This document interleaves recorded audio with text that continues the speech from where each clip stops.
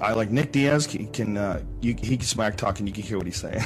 Nick Diaz once, he was fighting Robbie Lawler, and Robbie Lawler was the huge favorite going into this fight. Robbie Lawler was knocking people out. He's a beast, you know. Still to this day, he's a beast. So Nick Diaz gets into the cage and just starts going, "Stockton, motherfucker, Stockton."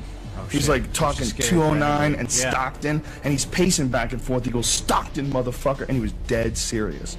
When he fights guys, he calls them bitch all the time. What bitch? What bitch? You want this bitch? Pow! Like he'll hit guys and talk shit to him. He was talking shit to Robbie Lawler the whole time they fought. He was talking shit to him, and Robbie Lawler didn't talk shit back. I thought he would, you know, but he was. I think that guy really flusters a lot of people with his shit talking. You know, like when he was fighting Frank Shamrock said it best. He was like, I can't, like he was doing it, and he can't believe he's doing it while he's doing it. Like, is this guy really talking this much shit to me? He's a fascinating cat, man, because he does fucking triathlons. Like, he's really into doing like high endurance shit, and he gets super baked, and then rides his bike and swims and runs. His endurance is ridiculous. He's got like Ironman triathlon endurance. That's why, one of the reasons why he fucks guys up. He just puts a pace on them that they can't keep up with him. Yeah. It's just like he's running with them. He just makes them run at his pace, and then before you know it, they're wilting, and he's beating the fuck out of them. Mm-hmm. You know, he does that to everybody, man. Did it to Paul Daly, and he puts himself in danger to land shots. And he does some stuff that is just really atypical of guys trying to play it safe and guys that are like champions. Like, a lot of times guys get to a certain point and they fight to win, but when they can win and coast and not put themselves in danger, they will sometimes, you know. GSP does that. Nick Diaz does not do that. Listen to me. When Nick Diaz just fought his last fight, he fought a serious fucking dangerous striker, this guy Paul Daly. And Paul Daly does not have a good jiu-jitsu game. Paul Daly, his defense is okay, it's pretty good, but his stand-up is wicked. Nick Diaz went after him only with stand-up.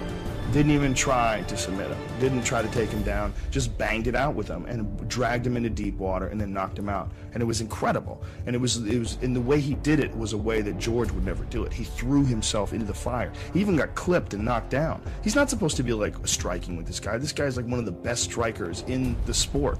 And he struck with him, he hung in there with him, and he beat him down. And he's a beast, man. You cannot count out Nick Diaz. The best performance I think anyone has ever had against BJ. No one has ever looked that good against BJ. Jesus fucking Christ, what a fight, holy shit. Nick Diaz looked good, man. God damn it, he looked good. I mean, he just boxed him up, standing up, man. Just boxed him up. And the pace that Nick Diaz makes you run with him. He makes you run at his pace, you know, and his endurance is just on some wicked level, man. And he forces this pace and fights guys, you know, using sharp boxing where he doesn't hit you with full blast shots.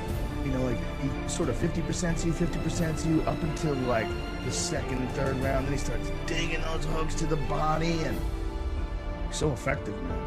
He's so effective. What's up, Train by day, Joe Rogan podcast by night, all day. Nick Diaz, ladies and gentlemen, give it up.